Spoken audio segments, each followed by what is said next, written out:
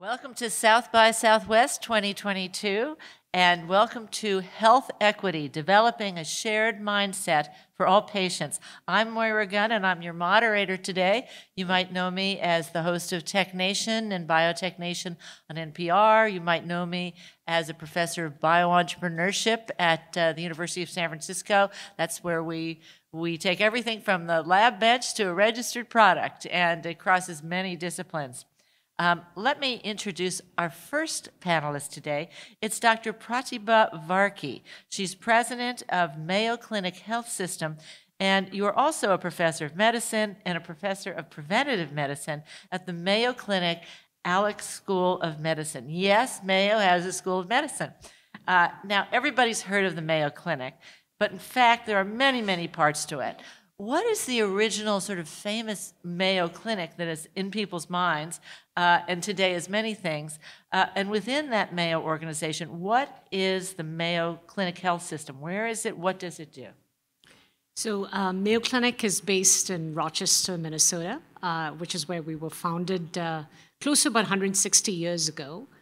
And Mayo Clinic Health System, which I represent, is the community branch of Mayo Clinic. We are located in about 46 different communities in Minnesota, Wisconsin, and Iowa. About 60% of us are in rural communities. And so really take great pride in learning more about our communities and really working with our communities through community engagement efforts and addressing healthcare issues. And you'll hear hopefully more about it as the discussion proceeds. We are also the home of about 15,000 employees and a little over 1,000 physicians. And how many hospital centers? We have about 16 community hospitals and a little over 50 multi-specialty clinics. Great, thank you. Now let me introduce Dr. Martin Mendoza. At NIH, that's the National Institutes of Health, Dr. Mendoza is the Director of Health Equity for the AOU Research Program. AOU stands for All of Us. Dr. Mendoza, Martin, welcome. Thank you, Maura. Most people at least have the sense that NIH does a lot of research. Yes, well, certainly it does do that, and it funds a lot of research, not just in the United States, but also globally.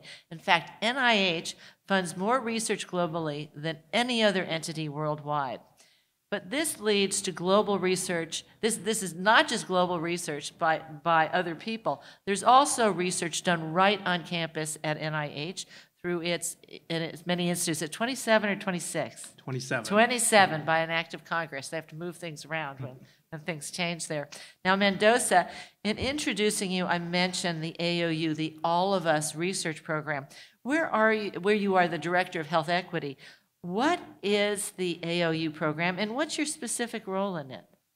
So thank you, Maura. So the All of Us Research Program, AOU, it's a historic effort to enroll 1 million folks across the U.S. that reflect the diversity of the U.S. So historically, many communities, especially those of color, have not been able to participate in research for a number of reasons. And so what happens is that those communities then aren't able to reap the benefits from that medical research. So the All of Us program, we're working to try and fix that. We want everyone to join our program, hence the term All of Us. Now let me introduce our final panelist. He's Winslow Tucker, Senior Vice President, Intercontinental at Bristol Meyers Squibb. And Winslow, welcome. Thank you. Now you need to get closer to the microphone. Thank you. Yeah, that's the NPR part of this. You gotta love the mic, Winslow. That goes for everybody. Now, Winslow, Bristol Meyers Squibb is a U.S. pharmaceutical firm with a global reach. It's nearly 150 years old. It's always listed in the top 10 global pharmaceuticals firms.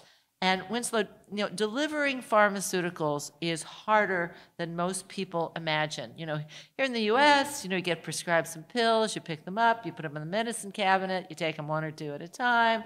It's like, oh, maybe you got to get an injection, you got to go to the doctor, get an injection, as just a couple of examples. But some medications need to be refrigerated. Some need to be delivered via injection. Some are inhaled. Some IV drugs are not. A patient must sit there for 2, 3, 4 hours per treatment. Then there's maintaining what we call the cold chain. If you're manufacturing it in one place and it has to get all the way halfway around the world, it has to remain cold. We saw that problem with the vaccines in COVID. The COVID vaccines had to be the cold had to be maintained. And then there's just climate of where the drugs are globally. There's from freezing Alaska to open up a remote river and a steaming jungle in the Amazon to inner cities worldwide, lacking basic hygiene, to rural areas. And even here in the United States with the poor, the uneducated, and sometimes even illiterate. What does it say on the bottle? Good luck with that. So much of our careers your career has been in the treatment of cancer, rare diseases, hematology, and so forth. How does Bristol Meyers Squibb's pharmaceuticals take a product that finally, after 12 to 15 years and $1 billion or $2 billion in investment, finally works, and attempt to deliver it to literally every human on the planet? Well, thank you. I think it's important to understand the vision.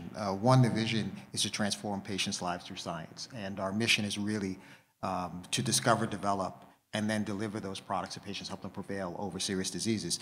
And that means that we then look at where are those patients around the world, and how do we think about, although we may discover and develop products in certain countries, to really go and deliver them to others. And it really takes a network, as you were saying, from manufacturing right down to our commercial operations in those countries to make sure that we can deliver them to patients and know where they are.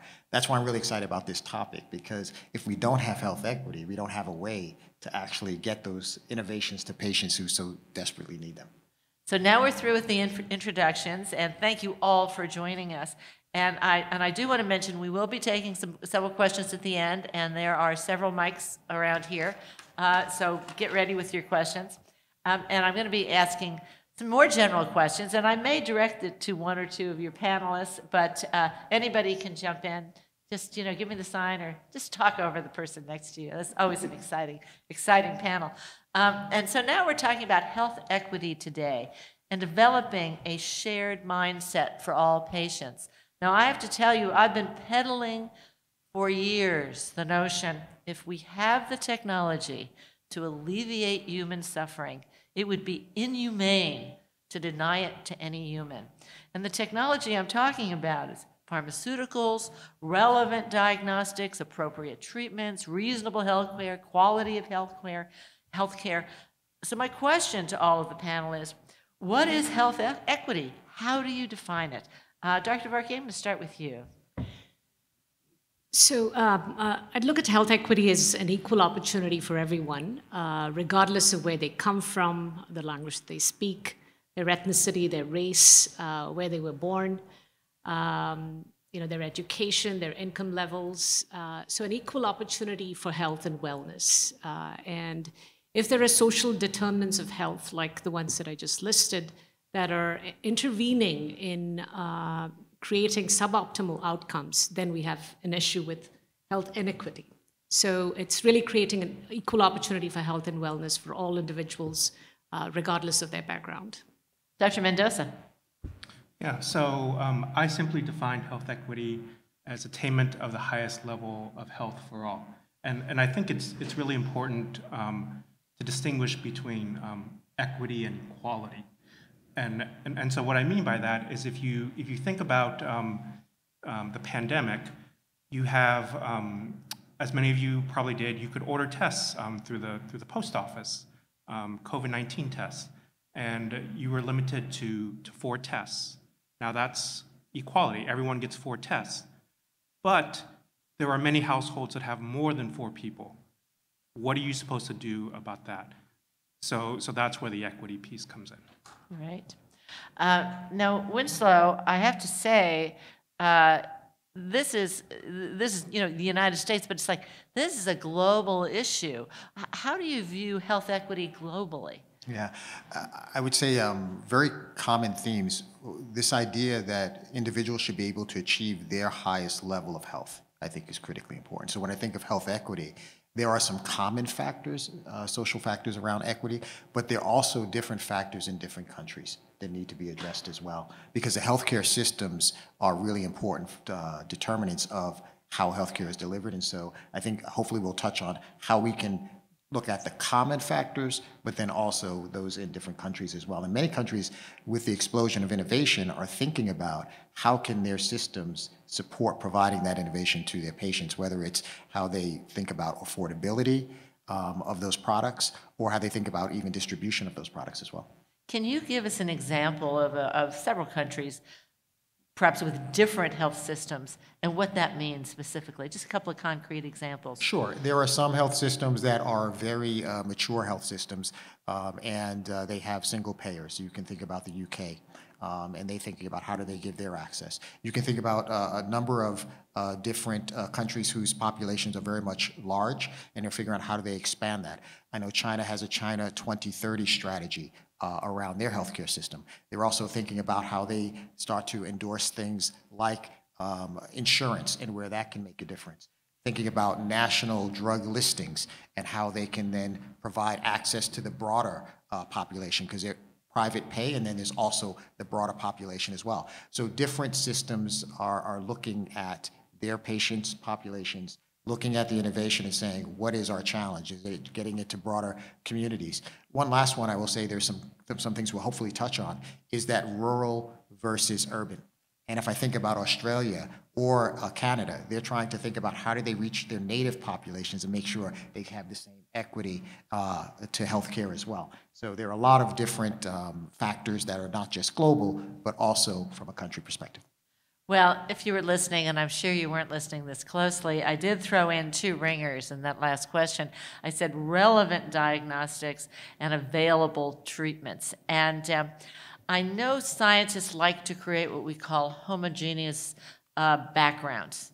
And that means you want to study a particular effect, so you have a absolutely, almost a blank background. So it can be it won't affect what you're trying to study. And then you intentionally add several different factors. It might simply be, different dose levels, as if we're talking about pharmaceuticals. And the more homogeneous the background, the more others can replicate it. And we need replication in science to make sure what we're seeing is correct. However, this doesn't always work so well. Starting in 1977, the FDA policy restricted clinical trials for drugs solely to men. And after a drug was approved, then doctors would have to sort of take a certain imaginative leap to prescribe it to women. And but that really made it a lot easier to put these men, just men in these trials. It was a lot easier. And then in 1993, two things happened. FDA revised its policy, which required that all drugs be tested by both men and women. And at the same time, because it was coming, this was set into law by Congress with the NIH Revitalization Act of 1993. And it was soon demonstrated that response to drugs were different in women than men. In fact, any disease itself could be much different in women for the same disease than in men. And that was roughly 30 years ago. So time passes. We're here today. Social responsibilities become more mature. We understand them more. And we realize today that race and ethnicity in clinical trials are essential. Not everyone responds to the drugs the same way, or to the diagnostics, or to any number of how one would administer a treatment. So Dr. Mendoza, in your previous position at the FDA, that's the Food and Drug Administration, which has oversight over all clinical trials testing on humans, you were the primary author of the FDA guidance document. We usually say guidelines. In FDA speak, you say guidance. And that was collection of race and ethnicity data in clinical trials. What does it say? How do we have to do it? Thanks, Maura. So I just want to just add a little bit of context for anyone not familiar with the FDA. As Maura said, this is the Food and Drug Administration, and it's responsible for regulating approximately 1/5 of the U.S. economy, which is just, if you think about it, that's just massive. And so when you talk about the guidance document, as you just mentioned, not all races and ethnicities are going to respond the same way to a certain drug or a biologic like a vaccine. And so we need that diversity. And so what the guidance document that I wrote, it does a couple of things. One, it provides standardization that when you conduct your clinical trial, you need to report race and ethnicity in a standardized way. So at the FDA, we would often see trials that come in where the data was reported as far as race goes as just black and white. There are obviously more racial groups than that, and so that creates a problem when you try to analyze the data. How do you know how folks that are not black and white are going to respond? The second thing it did is that it said for the first time in writing that FDA wants the folks that are in the participant in clinical trials, they want those demographics to match the demographics of the condition or disease the medical product is trying to treat.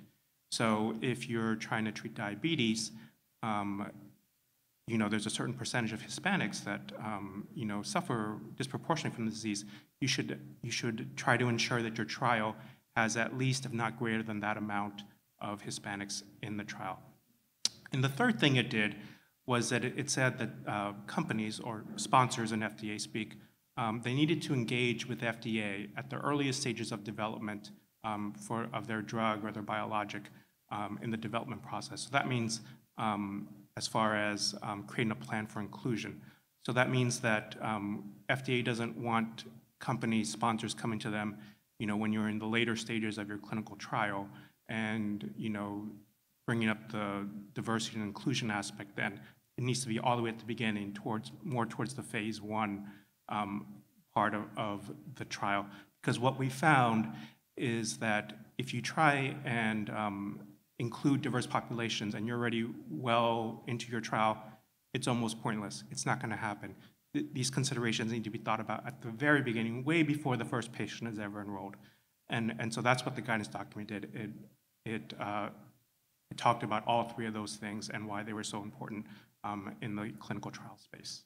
Now, for those of you who aren't familiar with this, there's preclinical, which often means animal testing, and we're hoping to have some alternatives to that as many of the animals and many of the policies are changing to get away from animal testing, but it's still preclinical. We're not trying to put the drug into humans per se or in a way that makes a difference, that has an impact. They're not consuming it.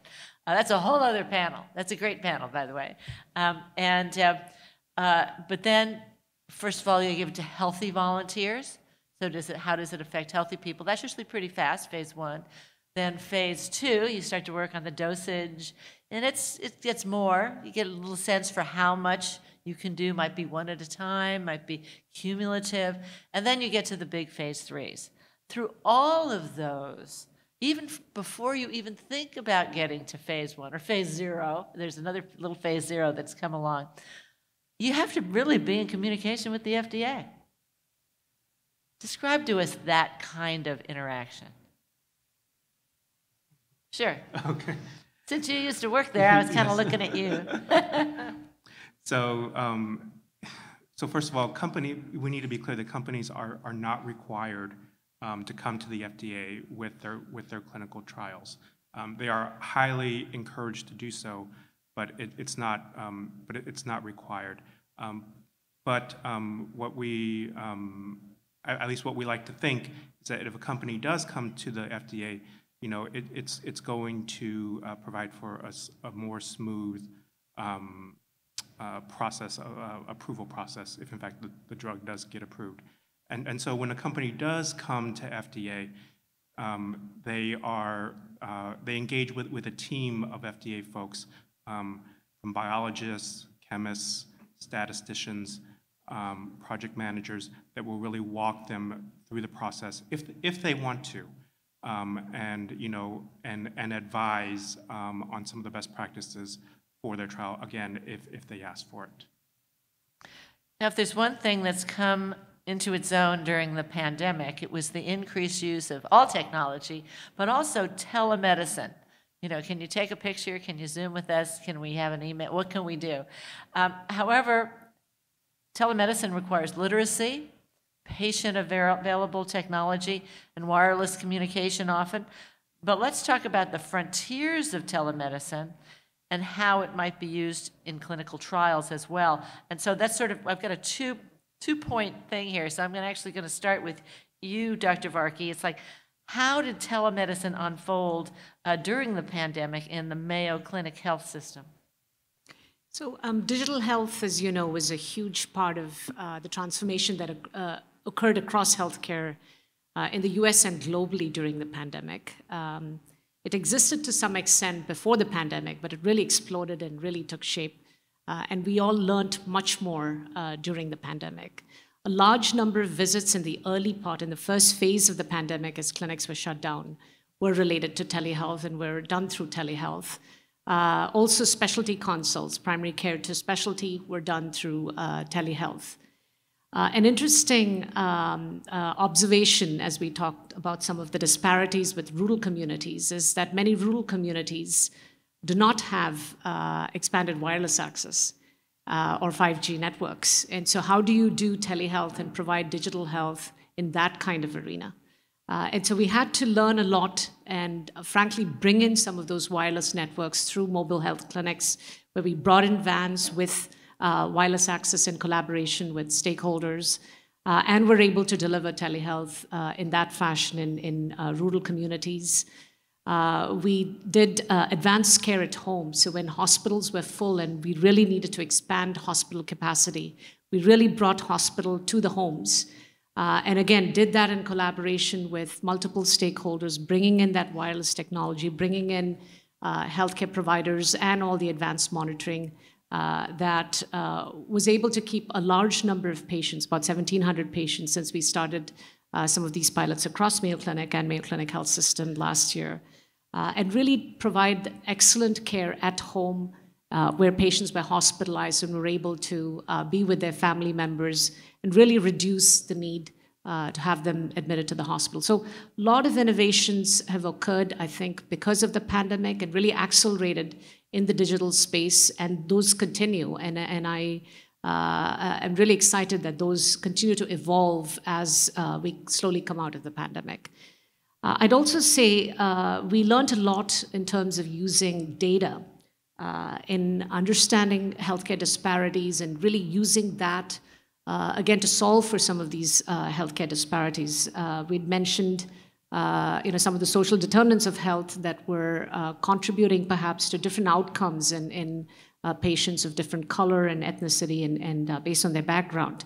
So what we've committed to is in almost every single metric as it relates to reviewing quality outcomes in healthcare, we add additional health equity metrics, and this is new since over the last year and a half, so that we're really able to understand if patients are having differential outcomes and course correct very quickly, and also look at all very critical decision trees using clinical algorithms and ensure that inherent biases are proactively addressed and taken care of so that we avoid these kind of healthcare disparities. So I think while the pandemic caused obviously lots of stress and issues across the globe, I do think that it also catapulted a lot of transformation in terms of digital health and the forefront in terms of the transformation that needs to occur. Measurement. I always love measurement. Now, how do you measure good and bad outcomes with, or differential outcomes with telemedicine? Tell us, or telehealth. Give us a couple of concrete examples here.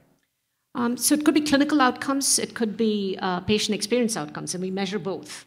So, whether it is, for example, in treatment of heart failure or diabetes, how is the hemoglobin A1C doing? If it's managed through telehealth versus in person, or is gender or racial or ethnicity playing a role in terms of differential outcomes. So those are the clinical outcomes. We also look at patient experience in terms of their experience throughout the visit in a physical visit versus a non-physical visit. Are readmissions, for example, increasing if patients are seen through telehealth versus physical visits? So lots of metrics like that are calibrated and measured as part of both telehealth as well as in-person visits. What part of the time is it the technology that fails, and what part of the time is it just humans using technology? We learned a lot. That's a great question. We learned a lot through the pandemic, and we're getting better. One of the things we learned was engaging the patient ahead of the telehealth visit, so that the technology part of the situation was addressed. The patients were oriented ahead of the telehealth visit. And when necessary, we did, just to be frank, we did switch to phone visits early on in the pandemic. But we did learn a lot about technology, educating our healthcare providers, the processes, as well as educating patients ahead of time in terms of the use of the technology. I'm actually reminded, years ago, I worked with the USDA, their Nutrition Research Center, and they have many centers, but one particular one, and we were doing nutrition measurement automatically with teenagers, with mid-aged. I think it took a lot of committees to call them mid-aged, and then seniors. And today we would never call them seniors, but the seniors didn't have a lot of experience with technology, but they did well. And the mid-aged, they did great. They actually used it all at work. And then the teenage girls were spectacular. The teenage boys were horrible. I remember watching, why is this data coming out? This guy took half a Coke and put it on the scale, logged it out saying, I'm done with it, and then picked it up and drank from it and put it over. It was like, teenage boys, don't involve them in science. Don't want to do this. And so there's a whole lot to be said about who people are, what they understand, how they use technology.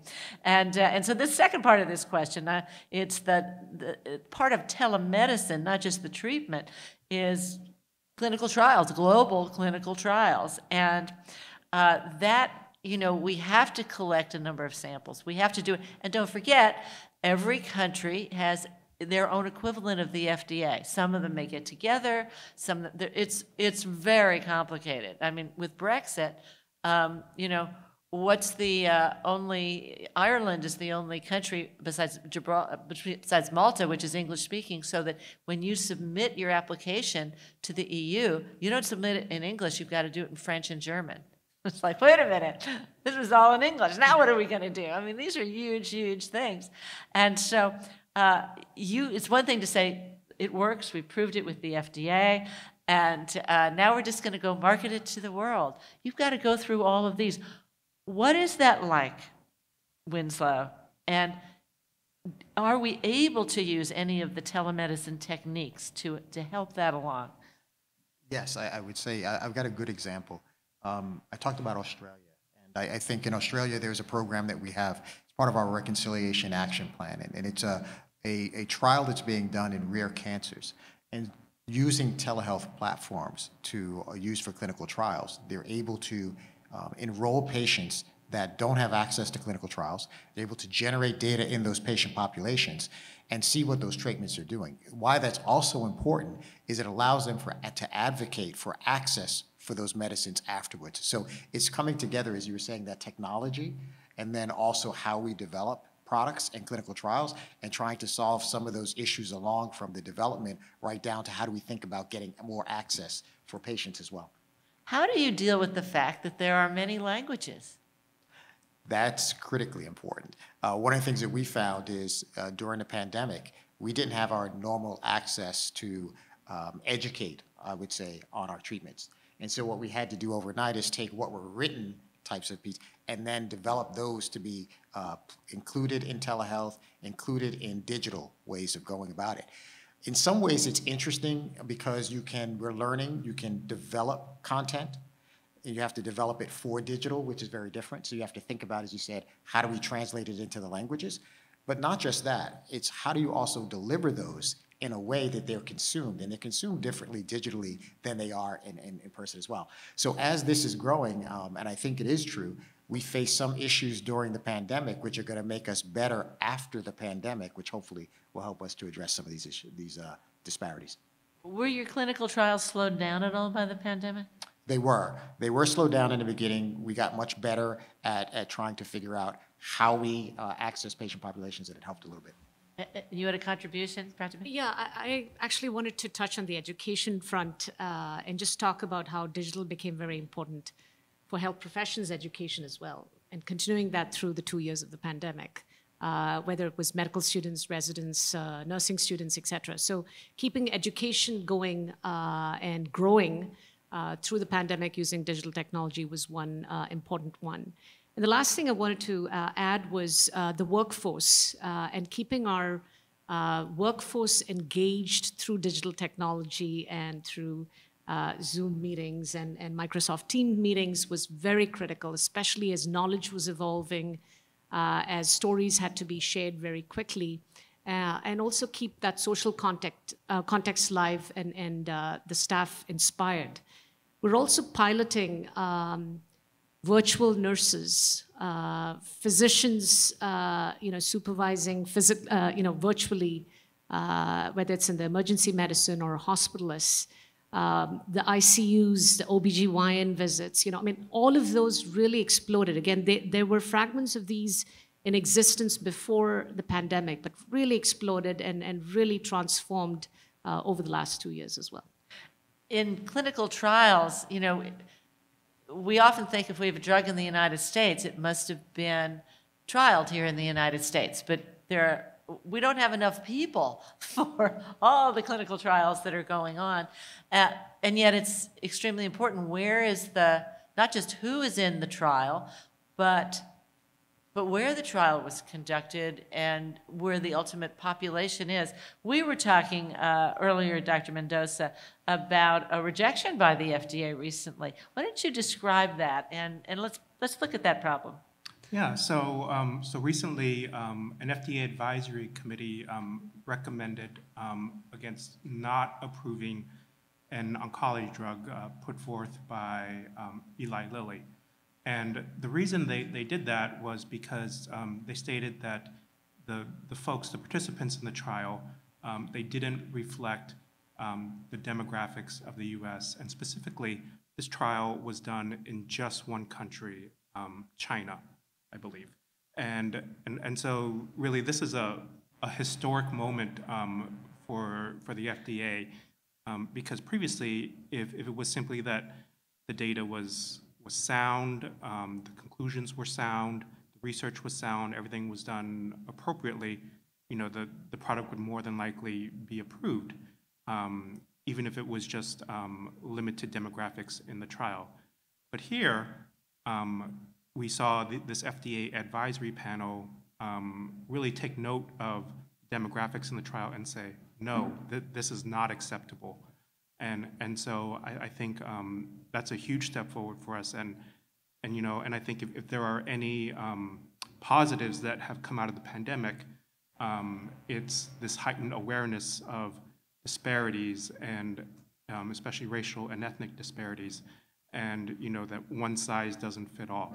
And so while I don't know the inner conversations of the FDA, what went into this particular decision, other than what they've released, I can't help but to think that greater awareness was on the minds of at least a few of those folks.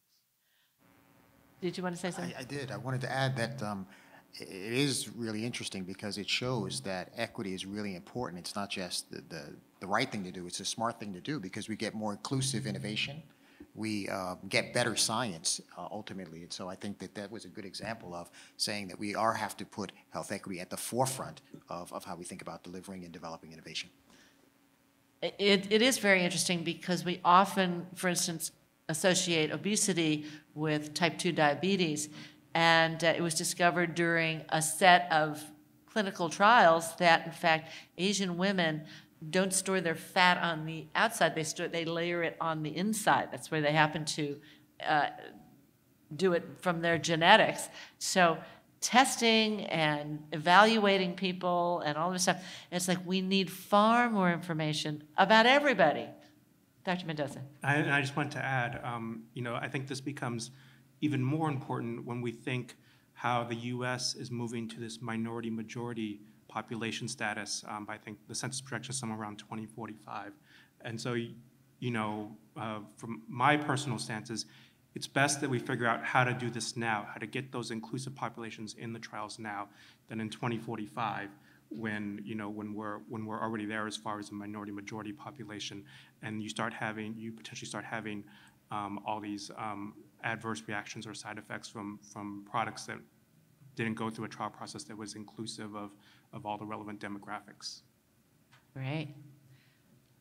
Now let's get your questions ready. Pretty soon here, we're going to let you ask them.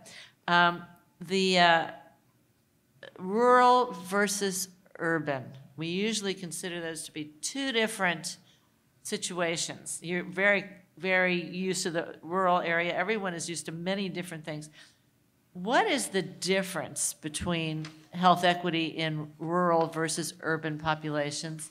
And where are they the same and where are they different? How is that? Is it different, or are there some similarities? So, as many of you know, 1 in 5 Americans live in rural communities. In Mayo Clinic Health System, about 60% of our communities are rural. I think I alluded a little bit to the difference in access in rural communities as it relates to wireless availability. And so as we look at digital health strategy, that becomes a crucial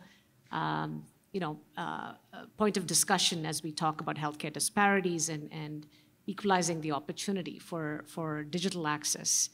And so building coalitions, whether it is through public affairs, through government agencies, through technology communities, and also through multiple industries, to enhance access in rural communities becomes very critical as we look at the digital forefront as we emerge out of the pandemic. The other thing is, if you look at the US and worldwide, we have more closures of hospitals and clinics in rural communities than not. And so in many of the communities that we serve, for example, we are the largest employer. And so the hospitals are not just important for healthcare, obviously, but also the economic engine of the community. So how do we make sure that our rural communities have access, both physical and digital access, to treatments, to prevention?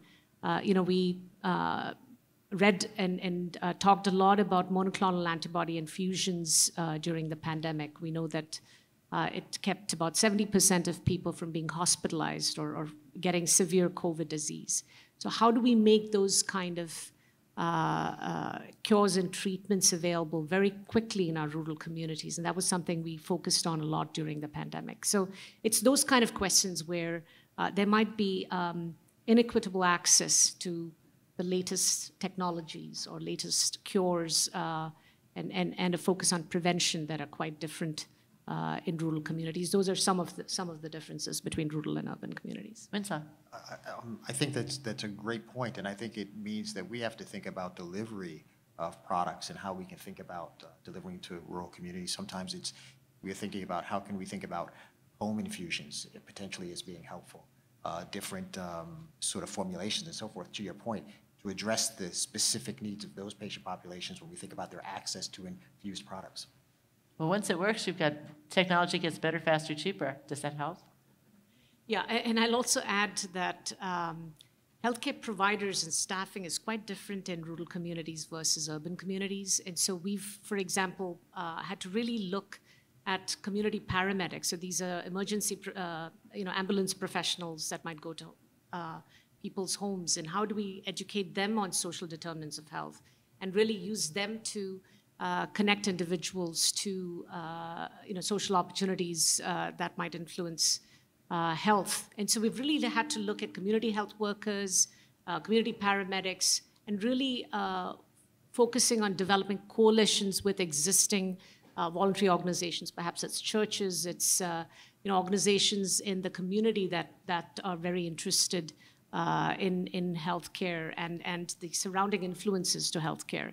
And so those partnerships have also become very important in rural communities versus urban communities. Well, is the difference distance between urban and rural, or are there other differences? The size of the population. So typically less than 50,000 would classify as a rural population. But what I'm saying is that the distance also, yes. The distance you travel for this or to get them there. Absolutely. But is it the same problem with low socioeconomic people in achieving health equity? Yeah, so the distances could be important in rural communities. Some of them are hard to reach, which is why we talked about introducing mobile clinics where we're actually driving to the rural communities and providing care. I think in terms of socially disadvantaged populations, there was another interesting thing that came up during the pandemic, which is we talked a lot about social isolation if you got COVID, but think about crowded housing. And so how do you address those kind of things as in the midst of a pandemic? So a lot of other things that we had to learn about, and we're learning as healthcare organizations through the pandemic. Great. Well, one more question before we go to the real questions. Precision medicine. We haven't talked about this as a group. That's one-on-one. We're taking something about you, decoded about you, to give you the right medicine or to create a medicine for you. How do we describe health equity in those terms?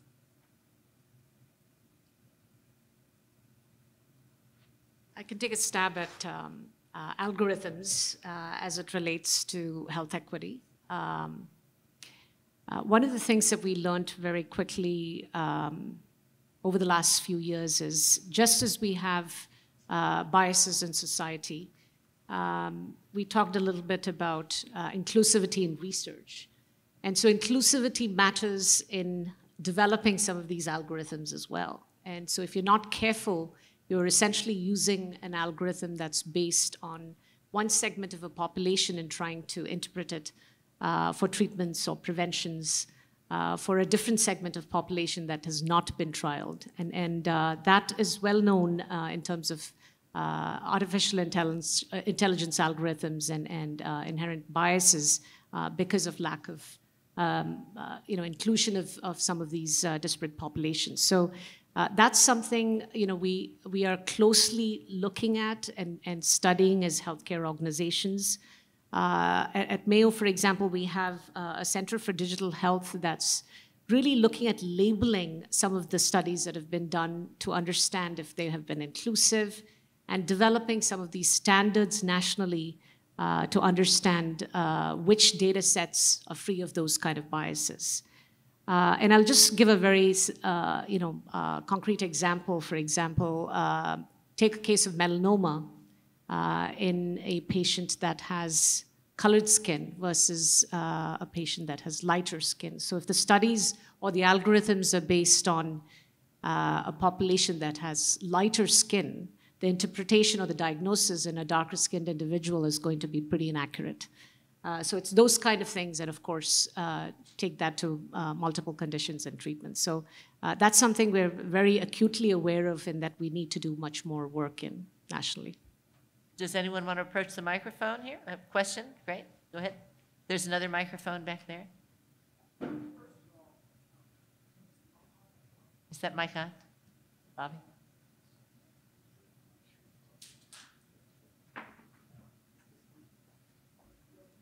Doesn't say, but the tech people are coming out to you now.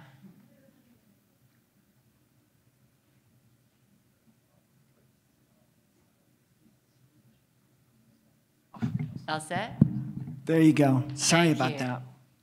So I don't want to step on a soapbox here, but I do want to address the elephant in the room. How do we address health equity when we live in a nation where non-scientific individuals with political agendas have a say in what our CDC can say or what our healthcare professionals can deliver? I'm an out proud transgender woman, and the last political administration was overtly hostile to me.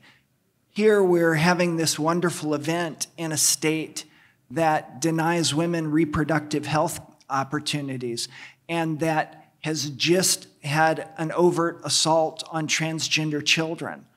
And I know we're talking some great science that is going to benefit a lot of people, but if the political bodies that are in charge are going to keep that science from the people that could benefit from it, what good is it in the first place? Thank you for your question. Let me add to that question.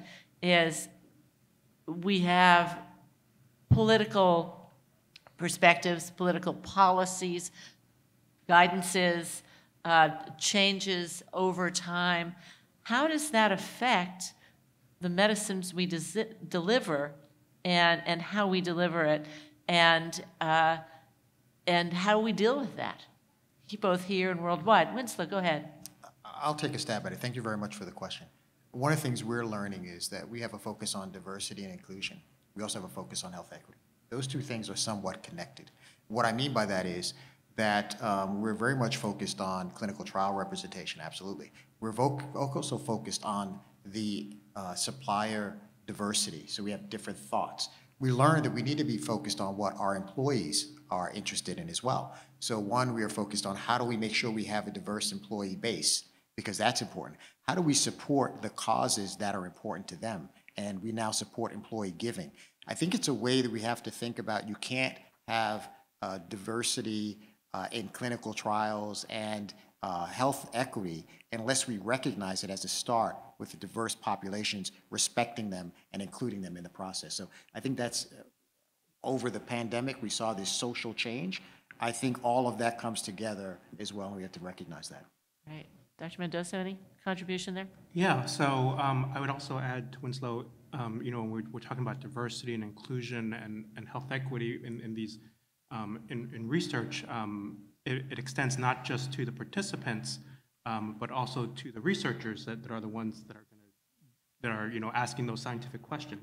Because if we don't have a diversity there, then we're going to keep getting the same old questions being asked over and over again.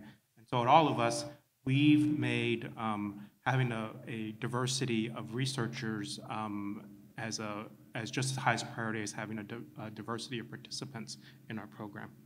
Prathibha. Yeah, I couldn't agree with both of you more. The one other thing I would add is to continue to be focused on evidence-based medicine and practices as we move forward in healthcare. And I, of course, will keep repeating my old saw. If we have the technology to alleviate human suffering, it's inhumane to deny it to any human. It's very simple. It's very simple. Next question. Oh, okay, you, and then you over there, and then you find a microphone. Go ahead.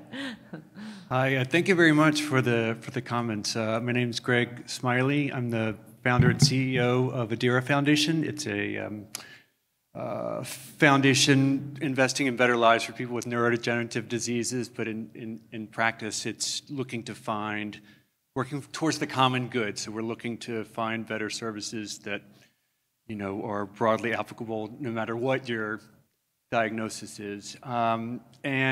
We struggle with trying to determine how we're going to move the needle on health equity, and be curious, are there particular indicators that bubble up to the top again and again? I know it's a very broad mandate, health equity, but Dr. Varkey, I think you're talking about clinical outcomes, but also patient experiences. Are there particular things that you more specifically keep coming up, things that we can measure? So there's two parts to the question, I think. The first is the health equity indicators. And we've talked about some of those earlier on in the panel discussion that include ethnicity, race, education, literacy,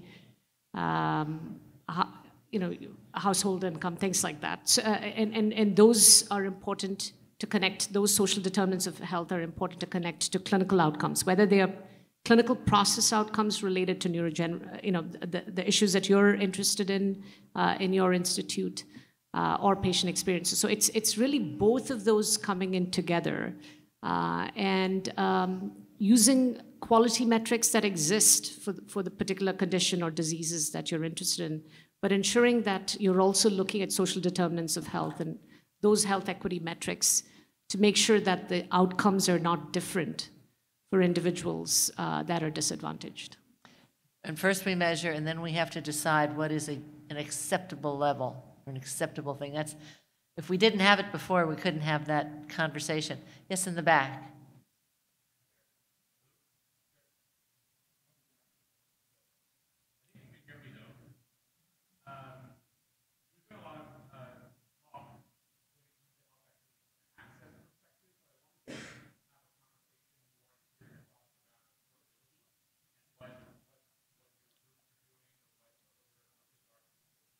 Affordability, thank you.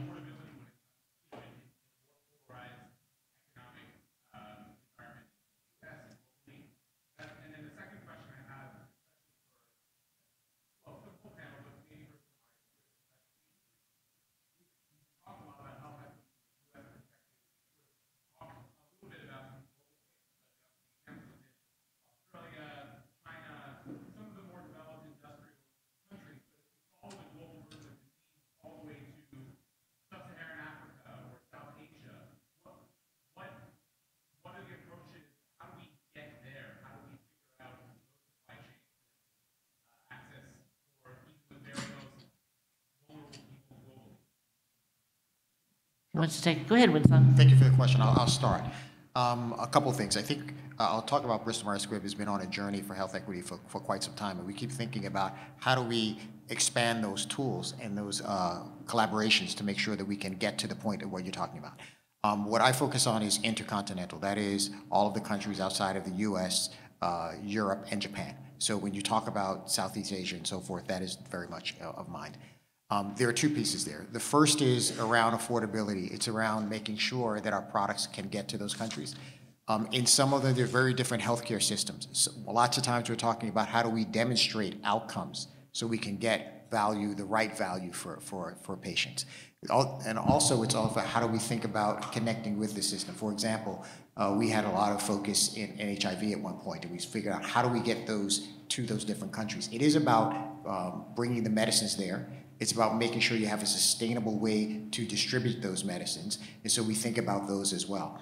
So overall, affordability is critically important. As a company, we think about how do we make our products affordable at a certain price, but we also work with governments to figure out how do we do that in a way that we can have the value that is sustainable as well. You also might refer to look up DNDI, the Drugs for Neglected Diseases Initiative in Geneva, headed by Dr. Bernard Picule, and they're looking at diseases that are large populations that basically have no wherewithal, no economic wherewithal. And so these are just examples of different efforts to bring about treatments to beyond underserved, unserved populations, and that we're all taking on, including large pharmaceutical companies. How do we now take care of the world? How do we go about it? It is not just international, it's above that. How do we do it as humanity? Next question. Hi, Sally Bach. I'm with the COVID Vaccine Prevention Network. We ran, at Fred Hutch, we ran the phase 3 trials for all the US-funded COVID vaccines. We had over 40% BIPOC participation across our trials, which was wonderful. It's unfortunately the exception.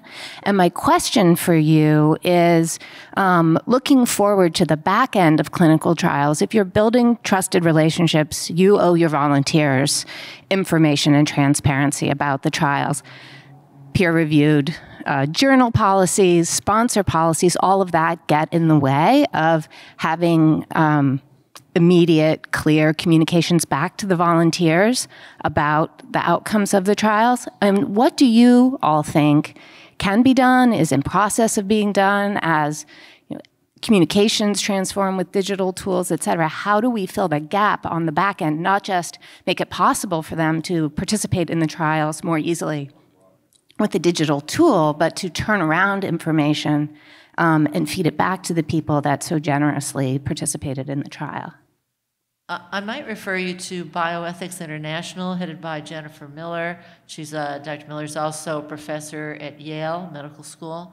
And they track the sharing of clinical trials data. And they work with all the pharmaceutical companies, and a number of them are published, they may be somewhat delayed, or they're delayed until you finish phase 3 and you've got an accepted drug, as an example. And so a number of those are available, but we are dealing with the greatest amount of innovation is coming through pharmaceutical companies. And this is something that they've got to have. It is their work product. And we're seeing a lot of sharing once the product is released, once the product is there. So I'm just saying that's one of the efforts that's going on. I don't know, do you want to say anything? Go ahead, Dr. Mendoza.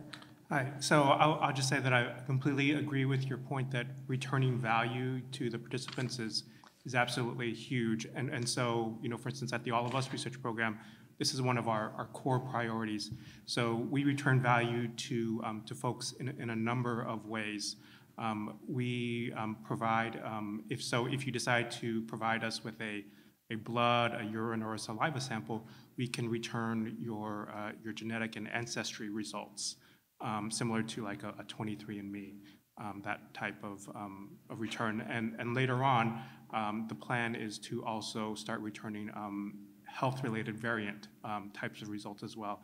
So for us, we really want to build that relationship with our participants and treat them as our partners, and return value to them at every step along the way of the process. And there's also further a trend in which what we call it phase 4, that you go in and you, as people are taking them, now you have it in the wild. You have the medications in the wild, they're using it with other drugs, et cetera. But a mindset on all of us that if we are taking such drugs, that certain amount of our anonymized, and I think that's the last question, I'm very sorry, but we will be here afterward to ask off camera here, off the mic, that we will be able to see a number of things coming to fruition. And so I want to wrap up now with a last word from each of the panelists, and I'm thinking about 30 seconds to a minute long.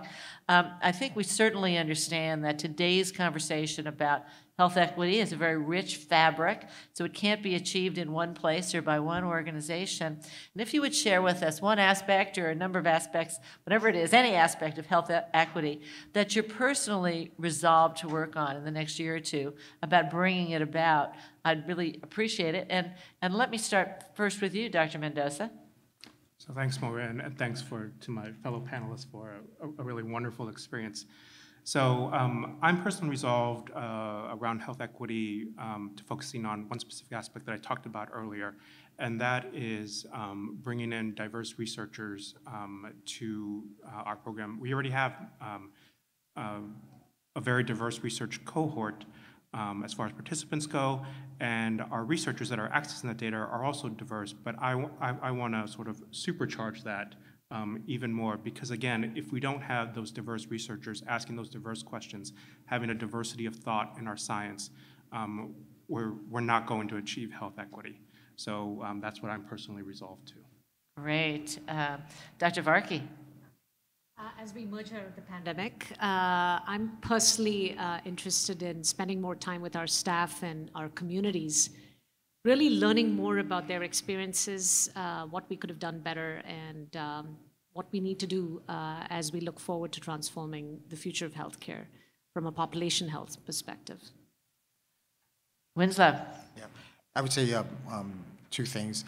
I think that health equity is critically important, and we can achieve it. I'm very committed to, in the different countries, working with our groups to understand how can we make the biggest impact in those countries individually, because that's where I think about outside the U.S. is where I spend a lot of my time, and really understanding in each of those countries, what can we do that will make a bigger impact in each of them. And there are some themes, but there are some specific individual ones that I think we can focus on. Which individuals are those? Yeah. So as I said, it depends on the country itself. I can tell you in some countries we have great access. We have great access in the private sector, not in the public sector. Getting more access in the public sector, whether it is Brazil, whether it is China, that will have a tremendous impact on the access of our products. And so that's what I'm very interested in, because while we bring innovation there, how can we spread it further? Well, thank you very much. It's been a terrific audience. Thank you. Please join me in thanking Dr. Prathibha Varkey from the Mayo Clinic Health System, Dr. Martin Mendoza from NIH and the All of Us Research Program, and Winslow Tucker from Bristol Meyers Squibb. Thank you all, and have a great South by Southwest.